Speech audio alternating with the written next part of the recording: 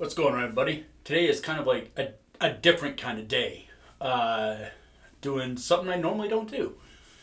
So, what we're going to do, what I'm going to do, is kind of let you go through the process, along with myself, of developing a pickup. So, as you all know, the TDS rack was a total hit. The best pickup I've ever played in my life. The thing is monstrously awesome. Voodoo is no longer, and it's going to be relaunching under another name. But we're selling guitars now, and we need product now. So I am stuck in a situation where I need to physically work on something to do that, because if not, I'm just going to be throwing a Nazgul in everything, and having proprietary pickups is kind of, once you get used to doing it, you kind of want that, right? So what I'm going to do here is I'm going to play a riff using the Gorilla Smoke that I have that has the Nazgul in the bridge, and then I'm going to play the same riff using the Deviant Reaper that has the prototype in it.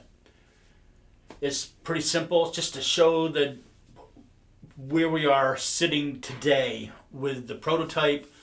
Of course, it's going to change, and as it changes, you're going to be along on that ride if you choose to watch the series.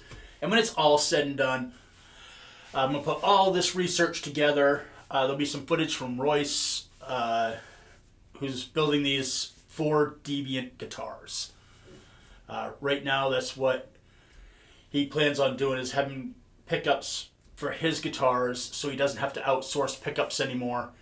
And he's trying to get them so there'll be something that, as a buyer of the guitar, you'd want to do. And it helps keep costs down, significantly down. That's good for you, anybody buying. It's good for Royce because he doesn't have to depend on other companies to deliver him pickups to go into his guitars. He literally can make them. And he can also do cool things like, say you like the Draugr, which is going to be kind of his flagship pickup. Be like, man, I wish that was just a little bit hotter. Oh, he can make it hotter and still keep the integrity of that sound. That's something he's going to have for an option when you're ordering a guitar in the future. And that's one of those things where everybody wins. So what we're going to do now, we're going to turn around, grab those guitars. We're going to play those songs, riffs, and I will be taking the guitar off the wall, play the riff. I'm literally going to unplug it. I'm not even going to touch the amp. And I'm going to plug into the other guitar. That way, you know, I'm not covering nothing up. This is purely for research, for developing this pickup.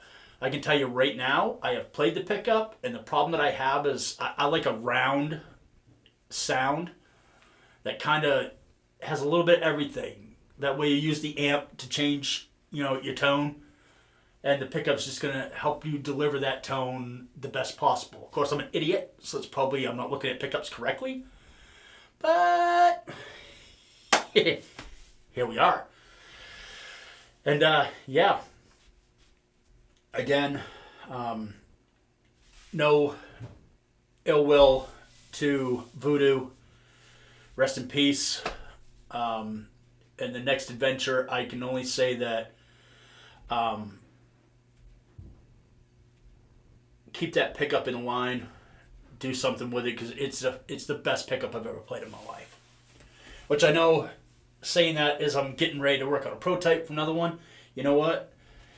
It sucks to build a pickup that I'm going to be using in the linchpin, because literally the Nazgul was my standard, and then Rich over at Voodoo made the TDS rack, and that pickup is fucking dumb good. It just is.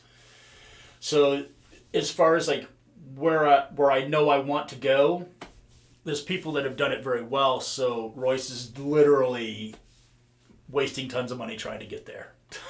But it's fun. You learn a lot, right? Even as somebody who's prototyping those, I'm learning a lot. But I've spoken so much, you're probably like, shut the fuck up. You're right. I should shut the fuck up. So, hey, let's grab those guitars. We're going to plug into the Driftwood Darkest Nightmare, running it through my custom truck driver Sean 2x12s from Arachnid Cabs, loaded with Eminence DB77 and Man of War. Mic'd up with an SM57. Don't get no more simple than that. So, let's grab those guitars.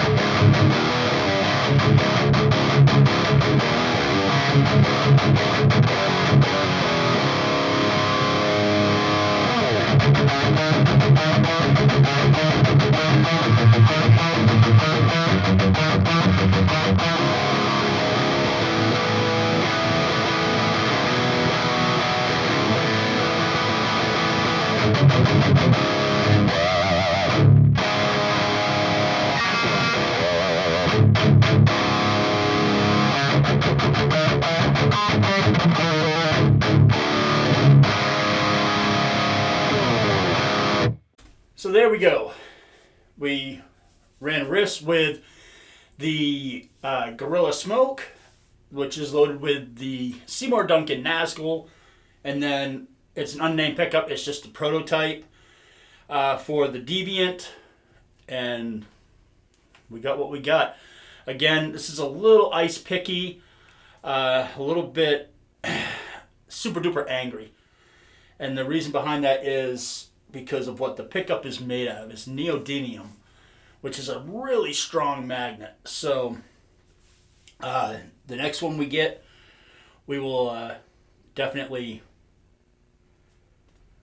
check it out, and we'll keep track of like how this is going and the changes. Yeah, it's gonna be a little bit of a journey by Heathen. But anyway, thank you for tuning in, and it's kind of interesting. I just figured maybe not everybody knows what goes into R&D. We'll have some footage in the next video, hopefully, of Royce scratching his head, trying to figure out what to do next. And I'll start incorporating that into the video as well. It really pickups. The only thing that's difficult about them is trying to push them in a direction that you want them to go. They're kind of simple in nature, but there's so much you could do to get a different reaction out of them. Different magnets, different kinds of wire. And this is all stuff that he's going to have to play around with. So maybe when he sends me a video, maybe he'll talk a little bit more about the wire and stuff and the winds. And because he can explain that to you, because me dumb. I know, I just put the plug in the hole and go ham. That's all I know, because I'm stupid. Okay? Very cool. Catch you in the next video. Check out Deviant Guitars. Why not? Dude's awesome.